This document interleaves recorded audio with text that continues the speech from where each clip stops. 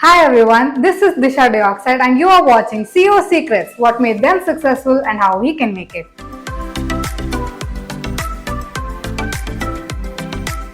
Today I am here with Bhaskar Kalale, who is the chairman of EqualizeRCM, a Mysore-based healthcare KPO company. We will talk about his journey and his experiences. Were you a brilliant student, sir, or were you a backbencher? And when did your turning point towards your success happen? So I was definitely not a brilliant student. I was probably more of a backbencher than anything else.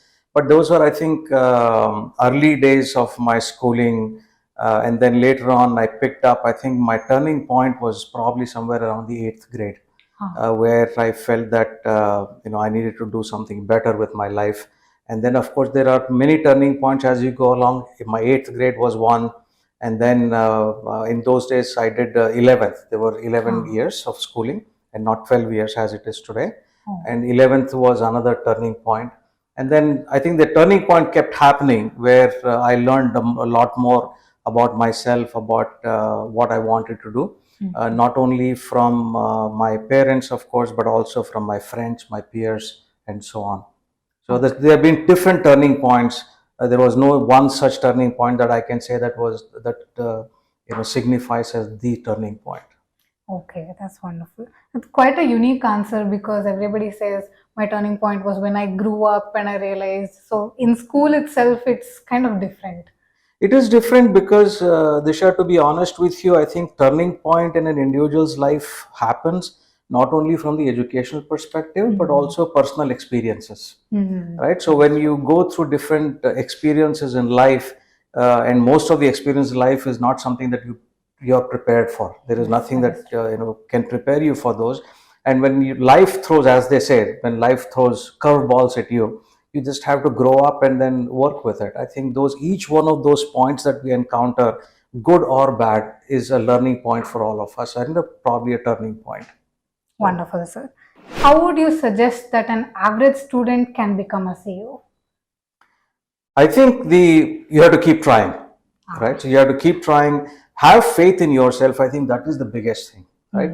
Don't let anybody tell you that you cannot do something. If you believe in yourself, and most importantly, belief comes from self-confidence, and the self-confidence comes from you being able to constantly learn newer things in life.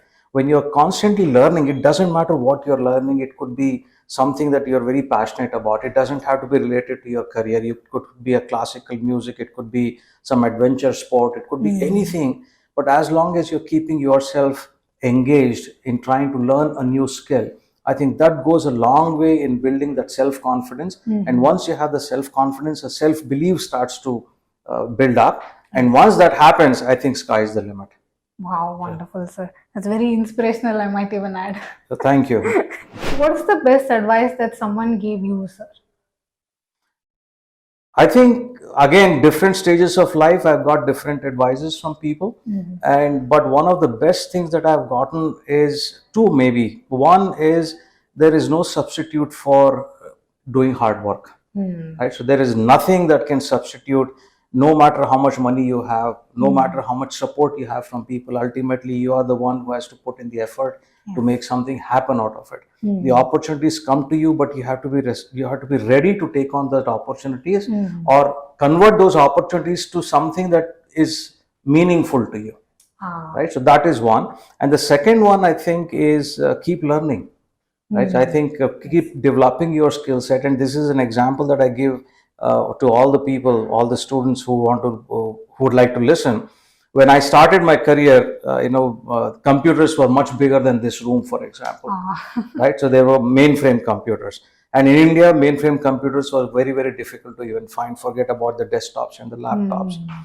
But now, over the years, we have all transformed. And just not me, many people or most people from my generation have started from that level of computerization, so as to speak, and to be able to manage very large, highly technical work or teams or companies. That has happened only because we have constantly kept abreast with the technology, made an attempt to learn. Right? So unless we make an attempt to learn, you are going to be a nobody very, very soon. right? And I keep this again. I give you this example that in my career in of 30 years, the technology has changed about 5 or 6 times. Oh. That means on an average, technology changes every 5 to 6 years. So what I'm doing today is not going to be relevant 5 to 6 years from now. You have to keep learning again. You have to keep learning, and it's the same thing for the students. People think that, okay, I've done computer science engineering, or I've done MBA or BB or whatever, then it is enough for the next 35 years of my career. It is not. It is not. Right? Because when you look at somebody, let's say 22, 23-year-old student, he or she has next 30 years, 35 years of career ahead. And if they are thinking that what they have learned today is going to be sufficient for the next 35 years, that is absolutely not true. Right? As I said, when I say technology, it is not just the IT, just the environment, the ecosystem, the economics of doing things, the way the companies behave, the businesses itself change every 5 to 6 years. Few years ago, Swiggy's and Zomato's didn't exist. True. Right? Ola didn't exist. Right? All those are significant tectonic changes in the business environment that people have to be ready to take it in its stride, look for opportunities, and make something out of it. Wonderful, sir. If you could go back in time and meet your younger self before all of this, what would you tell him, sir? I don't know if I would tell him something different, but I think I would have liked to have more information on my fingertips the way it is available today. So that's why I feel very, in a positive way, jealous of younger generation today, because for them the information is literally on their fingertips, in their palms. That is true. Right? There are smartphones that can give you the world of information that you are looking for, and we didn't have that. We had to wait for days together for information to arrive. Even the newspaper would be at least a 1 day late. Right? So that's how primitive, I should say, the communication was in those days. Right? And but I think today the information is out there. You of course have to figure out what is good and what is bad, and sift those things out, and capture and gather the ones that are good for you. And I think you can make a world of difference to yourself if you just keep yourself learning. What is this mistake that you see students making today which will affect their careers in the future, sir? I would keep going back to the same thing, Disha, which is not willing to learn. Right. So one thing I say, to the students is, I said, look at the acronym LOL.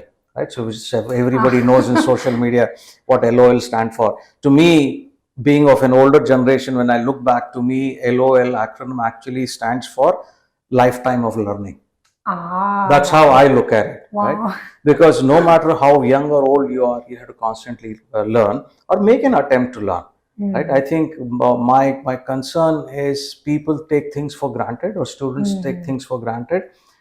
If you think of the fact that everything a person has today, whether it's you, me, younger generation, everything is given to us by somebody else.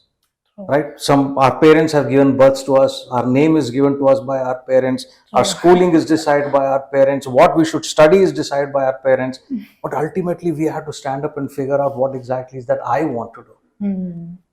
Right? So now so that is where I think people or younger generation, I think it probably existed in our generation as well. Not that everybody knows everything to be done, but I think it would be nice for the younger generation to learn from the older generation what they are telling them, to say, look, follow your passion and learn from the older generation of the mistakes that they have committed. They're trying to tell you that don't do this or do this. Right? So I think they have to keep learning. And one other thing I think, which is probably the biggest difference between the younger generation and our generation, Disha, is in our generation, we used to regularly read newspapers. Right? Because that was the only source of information for us. So we got used to it. Right? Today generation, I don't see them reading newspaper. And why do I say it is very important for people to read newspaper? For multiple things, because the concept that exists in a newspaper can be applied to any part of your career. And I'll just give you one or two examples if you have enough time. One is, how do you present a story in a way that is very appealing to the reader.